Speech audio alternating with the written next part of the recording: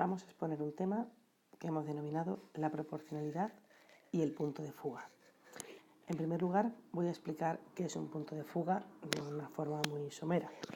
Vemos aquí una imagen, que es una fotografía, que tiene una determinada perspectiva, y si nos damos cuenta, las líneas de esta imagen, prolongándolas, se cortan en un punto. Por este lado, por el lado de la izquierda, se cortan en este punto de aquí, y por el lado de la derecha vemos que se cortan en este punto de aquí. Y aquí tendríamos la unión de estos dos puntos, nos daría lo que es la línea del horizonte de la perspectiva. Podríamos pensar que este cuadro, este dibujo que tenemos aquí representado, en sí mismo todo lo tiene ya. Sin embargo, lo que domina y lo que determina la forma que tiene cada una de las líneas que aparecen en el dibujo son dos puntos, en este caso dos puntos de fuga, que no están en el cuadro en sí, puesto que están fuera del cuadro, pero que determinan absolutamente cada uno de los trazos que aparecen en este cuadro.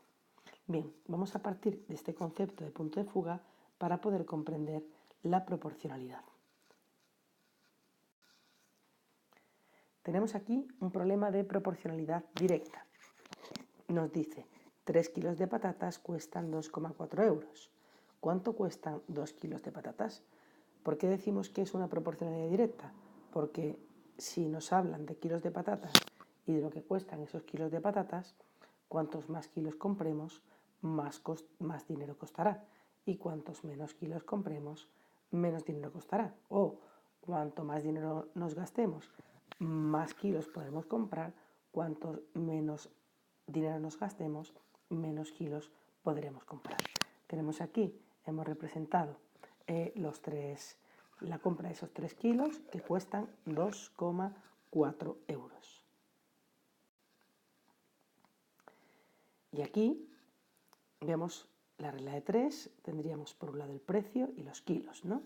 El precio nos dicen que son 2,4, cuestan 3 kilos. Y nos preguntan por 2 kilos. Haciendo la regla de 3 sería x es igual a 2 por 2,4 entre 3. 2 por 2,4 entre 3, que es igual a 1,6. La solución es que 2 kilos cuestan 1,6 euros. Este sería el problema de proporcionalidad directa. Veamos ahora uno de proporcionalidad inversa. Tenemos ahora el siguiente problema de proporcionalidad inversa. 3 pintores necesitan para pintar una casa 4 días. ¿Cuántos días tardarán en pintar la misma casa 2 pintores? Hemos representado aquí la casa, ¿no? Tenemos 3 pintores, 4 días.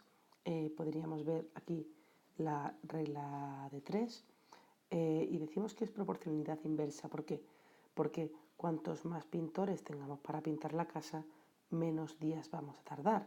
Es decir, que si en lugar de 3 pintores lo que tenemos son 2 pintores en este caso, sabemos que van a tardar más de 4 días. Haciendo la regla de 3, en este caso la regla de 3, su representación es semejante a la anterior, pero al ser inversa, su resolución es x es igual a 4 por 3 entre 2, o 3 por 4 entre 2, que en este caso es 6. La solución al problema es que 2 pintores tardarán 6 días en pintar la casa. Volvemos al problema de proporcionalidad directa que hemos resuelto ya y nos preguntamos, ¿hay algún dato que esté determinando este problema, que lo esté dirigiendo, que sea el que manda en el problema? Nos damos cuenta que dice que 3 kilos, ¿vale?, cuestan 2,4. Y lo que nos piden es 2 kilos. Hay un dato que no nos piden. No nos preguntan cuánto cuesta un kilo. Sin embargo, si nos damos cuenta cuando hemos resuelto el problema de la regla de 3, sí que hemos calculado cuánto cuesta un kilo. De hecho, hemos dicho, si 3 kilos, para calcular la x, hemos dicho 2 por 2,4 entre 3. Hemos dividido 2,4 entre 3 2,4 entre 3 es 0,8. Ese es el precio de un kilo. Un kilo cuesta 0,8 euros. Eso es un dato necesario para poder saber cuánto cuestan 2 kilos. De hecho, 2 kilos cuesta el doble de 0,8. Aunque no sea un dato que nos piden explícitamente, es un dato que manda sobre el problema. En ese sentido, ese dato, ese 0,8, es lo que podríamos decir que es como el punto de fuga, uno de los dos puntos de fuga que tiene este problema, ¿no? Y es el punto de fuga que no lo vemos, pero que es el que está gobernando todo el desarrollo del problema. Y este 0,8 es el precio de un kilo, el precio por kilo. También nos podrían haber preguntado cuántos kilos nos darían por 2 euros. Esa es otra pregunta que nos podrían haber formulado. Nos han preguntado por el precio de 2 kilos de patatas, pero también nos podrían haber preguntado por los kilos que nos dan con una cantidad de dinero determinada. ¿Cuánto cuesta, por ejemplo, cuánto nos dan por 1 euro? Por 1 euro, ¿cuántos kilos de patatas nos darían? Este es la otra perspectiva del problema y este sería el otro punto de fuga. Por 1 euro nos dan 1,25 kilos.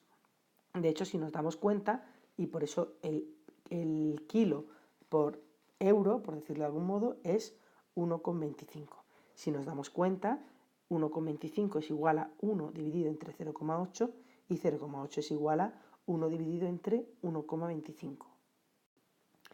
Tenemos por último el problema de proporcionalidad inversa.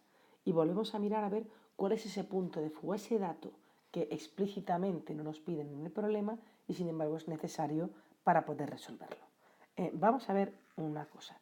Si nos hubieran preguntado si solamente hubiera habido un pintor, ¿cuántos días habría tardado en pintar la casa? Vemos aquí este dibujo que hemos marcado en este lateral de aquí. Esto sería aproximadamente o bien la casa o bien el trabajo que se hace falta para pintar la casa y nos podríamos ver que aquí está el primer pintor que pinta el primer día este trocito, el segundo día pinta este trocito, el tercer día pinta este trocito y el cuarto día pinta este trocito, ¿no? Este sería lo que pinta el primer pintor, ¿no? De la casa. Esto sería el segundo pintor y el tercer pintor. Y en total los tres pintan toda la casa. Si solamente hubiéramos tenido un pintor, habría pintado esta parte los 4 primeros días, los 4 siguientes días esta parte, los 4 siguientes días esta parte y habría terminado. En total, ¿cuántos días habría tardado en pintar la casa? Habría tardado 12 días. 3 por 4, que son 12 días. Para pintar la casa hacen falta 12 días de trabajo. Eso es un dato que se mantiene constante porque la casa es la misma. Y el trabajo que hay que realizar para pintarla es siempre el mismo. Necesita la misma cantidad de trabajo, en este caso son 12 jornadas de trabajo. No está explícito, no aparece en el problema, no nos lo preguntan y sin embargo es un dato que se mantiene constante. En este caso sería la constante de proporcionalidad. Sería, por un lado, el número de días, 12 son el número de días que tarda en pintar un único pintor la casa, o bien, si lo que queremos es pintar la casa en un solo día, es el número de pintores que tendrían que estar trabajando simultáneamente, suponiendo que no se molestan unos a otros. Si nos damos cuenta, aquí 3 por 4 son 12, 1 por 12 son 12, 12 por 1 son 12, y el resultado de nuestro problema, que era que dos pintores tardan 6 días, 2 por 6 también son 12. 12 es la constante de proporcionalidad inversa.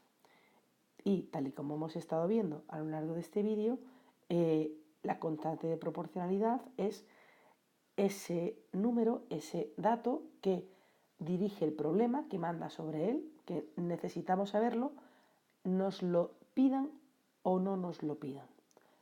Si nos lo piden, bien; si no nos lo piden, no pasa nada.